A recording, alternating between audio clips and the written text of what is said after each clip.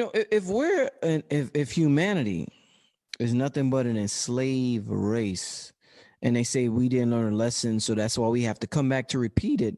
Why is this so appealing to other entities? If this is so bad, it seems as though this shit that's so bad, it seems so good to people who aren't human. Yeah. The thing about these beings is, they're sentient beings. And one thing that they talk about, they actually say in the text that they're going to be cursed by the creator of all for what they've done to this planet and to the people, to these humans. They themselves recognize that there's a God, there's a creator, there's a source energy, there's a divine energy out there that has some say so in the end, according to them. So what happened was, when you come to an area there's no law, there's no written law, there's nobody to enforce any kind of law. You leave from where you are, let's say, in the Wild West, and you go to the Wild West, and in your mind what's right and what's wrong, and what laws you have from the place you came from. But when you get to Texas, and there's no police department, there's no security cameras, there's none of this stuff going on, and now you just say, this guy crossing, we're just gonna kill him. Nobody's gonna know. I don't even have to bury this guy. Once you start to realize you can do these kind of things and get away with it, you begin to develop this God complex, and I don't care complex. Oh. Just like, they did in Germany when they were killing a lot of the Jews, they began to get this complex where like, it's just another avatar, just throw them on the pile. Same thing they did with black people, with the slave trade and everything else. So you get this, when nobody's there to stop you, you get this God complex, like you're untouchable and you rule over, you're supposed to rule over, and you're supposed to dominate and kill and destroy and everything else. So they started off with rules, and then they slightly started breaking one rule after another and started questioning each other about the rules that they were breaking. And then it got to a point where they were like, F it. And it just went crazy. So that's what happened, man. They really just, and they installed this system a long time ago. If you read William Bramley's book called The Gods of Eden, amazing book.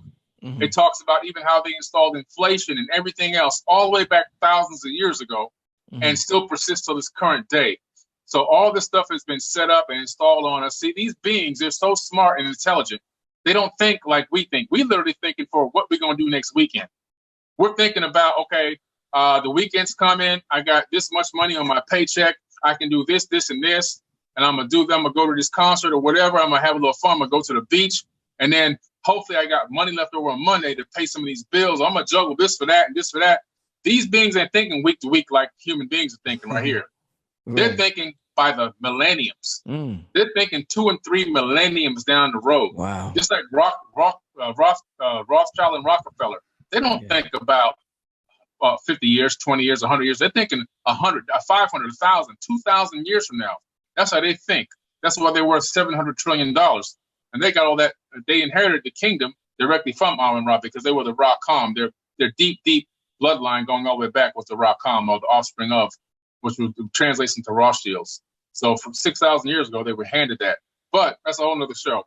But anyway, what I'm saying is these beings, they think deep in the future. So they install this system on us that still persists to this current day. And there's only one way for us to overthrow this system, and we can do it. We can do it. But the problem is, it's the infighting. You're black, you're white, you're black, and I don't like you. You're light-skinned black, and you're dark-skinned black, and you're Spanish, and we're fighting each other over all this stupid stuff. So with the infighting that happened, it got us battling each other when we should be fighting the enemy. So there's 390 million Americans, and out of that 390 million Americans, there are 190 million adults, which there's about 130 million or so that are actually working.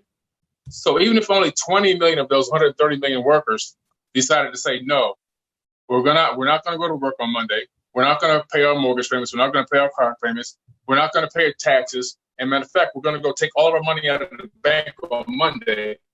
If we did that on Monday, every 20 million out of all those people just did that on a Monday, the system would collapse in one day. The whole system would collapse. You see, no need to go to war, no need to fight, no need to attack people and have pickets and run through the streets rioting. Just say no. But you see, we can't get to that point yet because we don't have enough unity at this moment. We're still fighting each other.